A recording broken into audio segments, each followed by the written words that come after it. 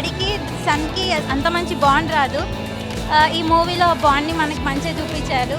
Movie చూసినంతసేపు నేను మా డాడీని మిస్ అయినా. మూవీ మాత్రం చాలా అంటే చాలా బాగుంది. Thank you. ఫస్ట్ హాఫ్లో కామెడీ అయితే చాలా నచ్చింది, టైమింగ్ అంతా. సెకండ్ హాఫ్ కొంచెం ఎమోషనల్గా ఉంది, బట్ చాలా నచ్చింది మూవీ అయితే. అందరూ వెళ్ళి చూడొచ్చు. పర్ఫెక్ట్ రివ్యూ ఇవ్వాలంటే అసలు ఫ్యామిలీ ఎంటర్టైనర్. చాలా బాగుంది movie. First half it's kind. First హాఫ్లో అయితే కామెడీ సూపర్.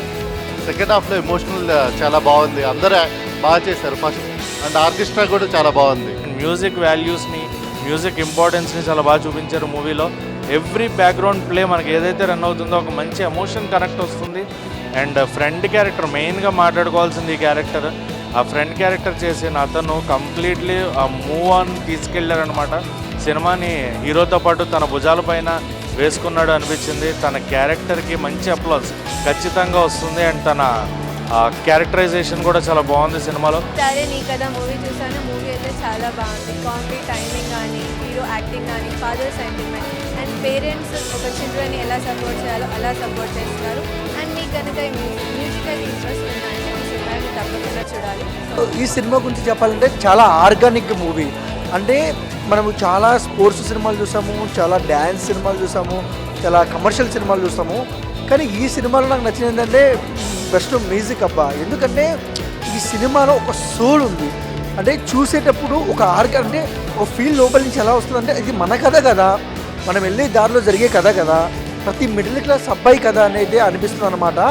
లైక్ పర్ఫార్మెన్స్ అయితే ఫస్ట్ టైం అయినా సరే హీరోగా తీస్తుంది. చాలా బాగా మంచి ఎంటర్టైన్మెంట్. ప్రశాంతంగా ఒకసారి వచ్చి సినిమా చూడొచ్చు. లైక్ ఒక 2.5 hours అంటే లైక్ ఎక్కడ బోర్ కొట్టదు. ఓకే డన్ అన్నట్టుగా ఉంటుంది సినిమా అయితే. కొన్ని కామెంట్ సీన్స్ అయితే అదిరిపోతాయి. అండ్ కుదిరితే ఒకసారి వచ్చి చూడండి, సినిమా చాలా బాగుంది. Very relatable. తెలుగు ఇండస్ట్రీలో మాత్రం really unique script because they focused on how parents support their kids' dreams, how it makes a difference. So I really like that part. But for the music experience, you really need to watch it in the theater. And I also really like the jokes.